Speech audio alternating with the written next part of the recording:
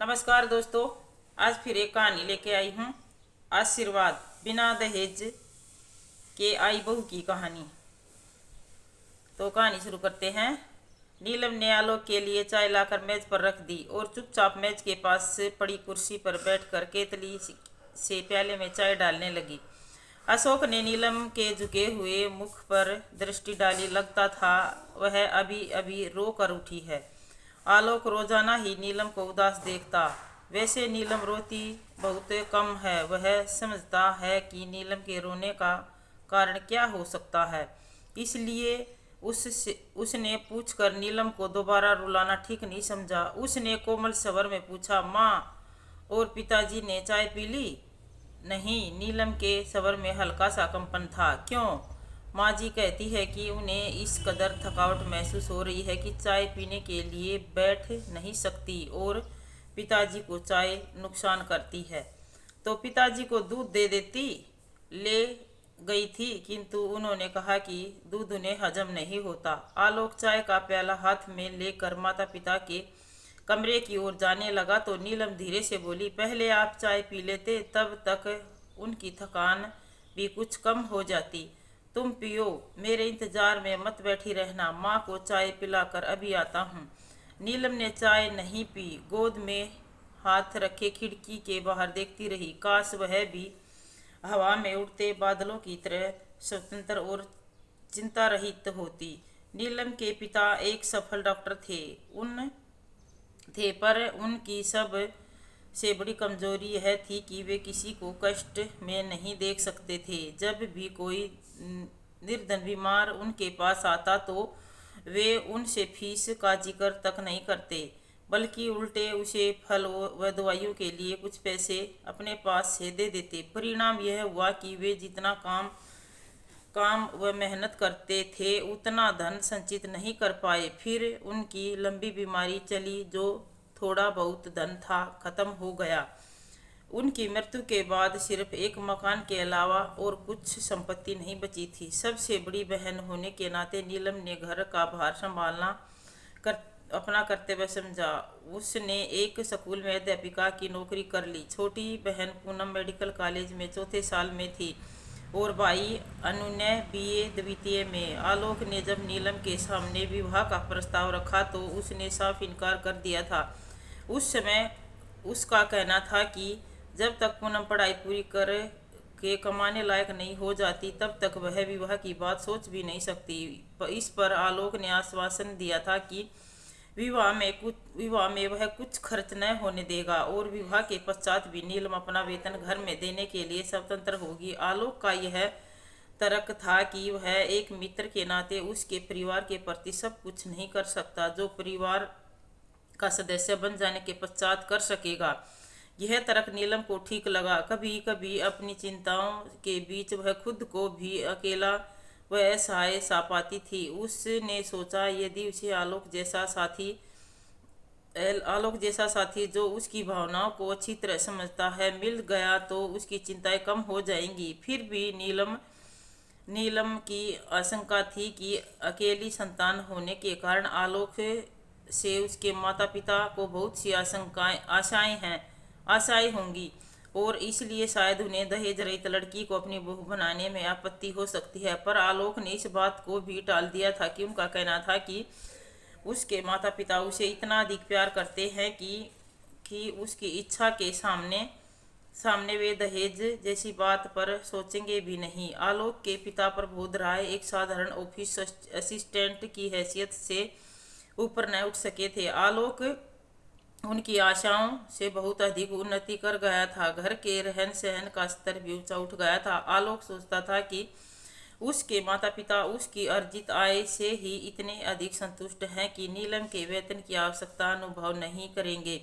यही उसकी भूल थी जिसे वह अब समझ पाया था। उसके माता पिता ने पुत्र का विवाह बिना दहेज के लिए केवल इसलिए किया था कि बहू अपने वेतन से वह कमी पूरी कर देगी। जब उनकी वह आशा पूरी नहीं हुई तो वे क्षुब्ध हो उठे। उन्हें इस भावना ने जकड़ लिया कि उन्हें धोखा दिया गया। आलोक कमरे में पहुंचा तो उसकी माँ सुमित्रा अपने पलंग पर बैठी हुई थी। प्रबोध राय पास में पास ही पड़ी कुर्सी पर बैठकर समाचार पत्र देख रहे थे। आलोक बोला, माँ, नीलम कह रही थी कि आप थकान महसूस कर रही हैं, चाय पी लीजिए, थकान कुछ कम हो जाएगी। रहने दे बेटा, चाय के लिए मेरी तनिक भी इच्छा नहीं है। तो बताइए फिर क्या लेंगी? नीलम पिताजी के लिए मौसमी का रस निकाल रही है, आपके लिए भी निकाल देगी। रहने दे, मैं रस नहीं पीऊँगी, मैं तेरी माँ हूँ। क्या मुझे अच्छा लगता है कि मैं अपने खर्चे बढ़ा बढ़ा कर तेरे ऊपर बोझ बन जाऊँ?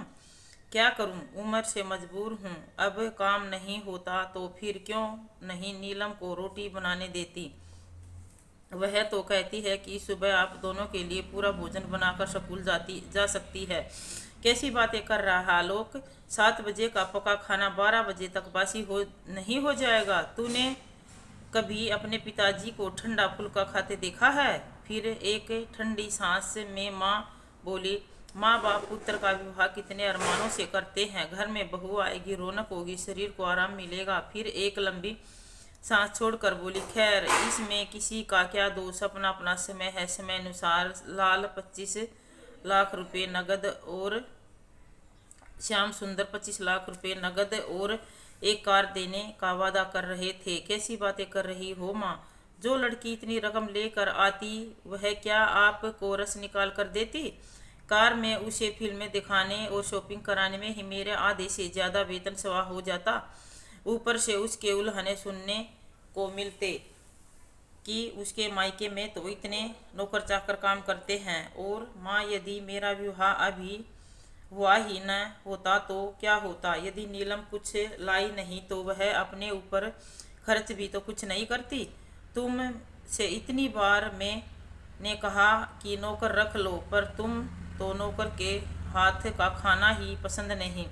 अब तुम ही बताओ कि यह समस्या कैसे हल हो? सुमित्रा के पास जो समाधान था वह उसके बिना बताए आलोक जानता था, सो वह चुप रही। आलोक ही फिर बोला, थोड़े दिन और धीरज रखो माँ, पूनम ने आखिरी वर्ष की परीक्षा दे दी है, अब उसका खर्च तो समाप्त हो जाएगा। अनुनय भी 1-2 वर्ष में योग्य हो जाएगा। उसके साथ नीलम का उसका उत्तरदायित्व भी खत्म हो जाएगा, वह नौकरी छोड़ देगी। अरे एक बार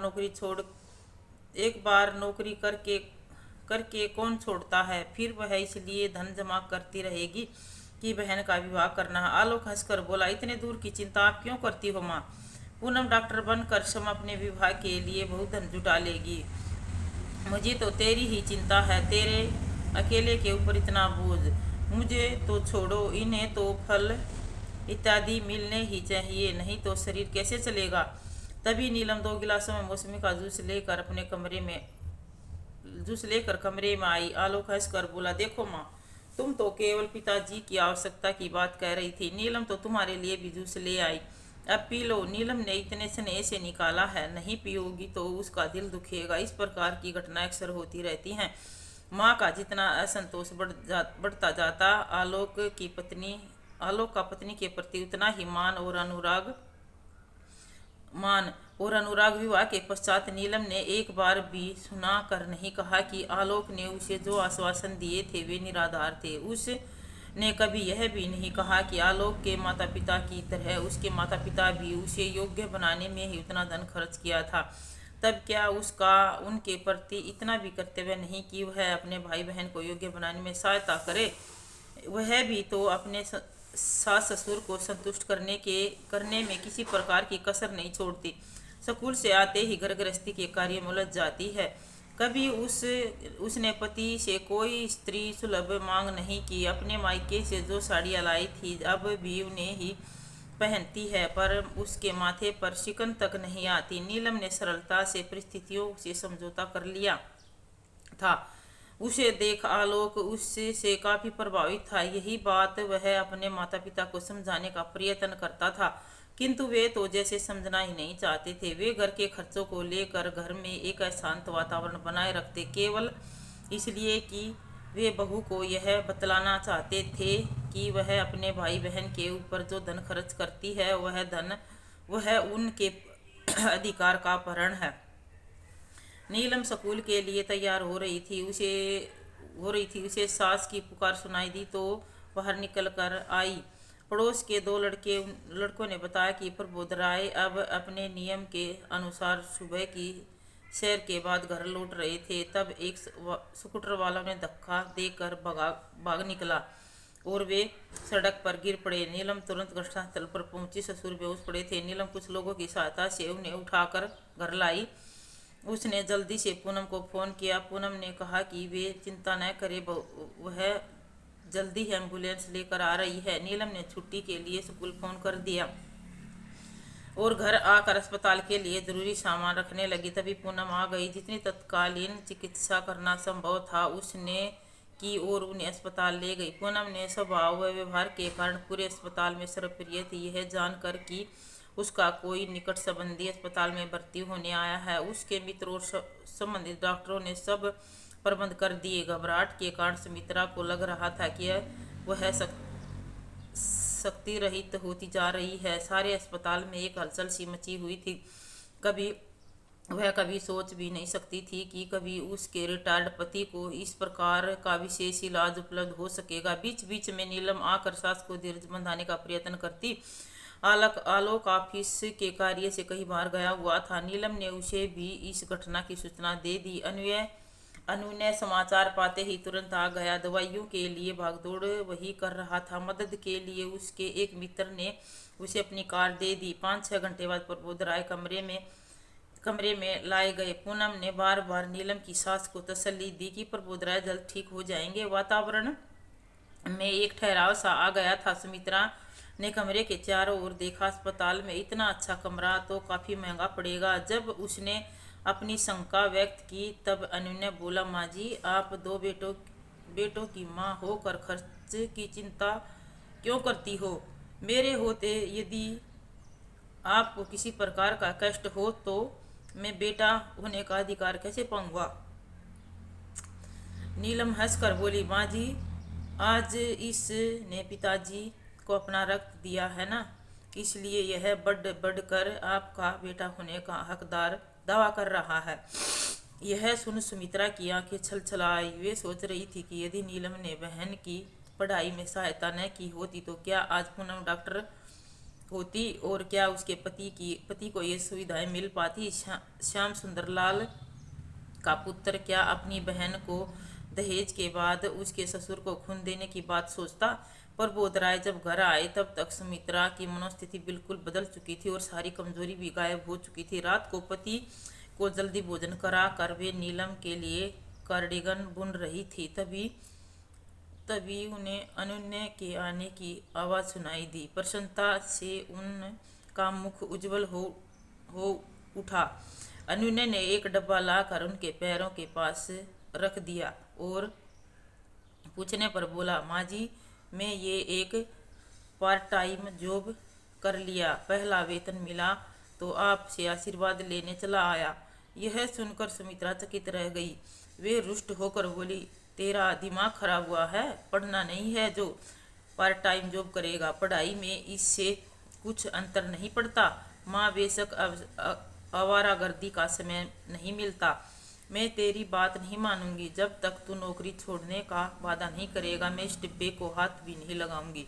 और माँ जी, आप तो जीजाजी से भी ज्यादा धमकियां दे रही हैं। चलिए, मैंने आपकी बात मान ली, अब सिगरेट डिब्बा खोलिए, अनन्या ने आतुरता से कहा।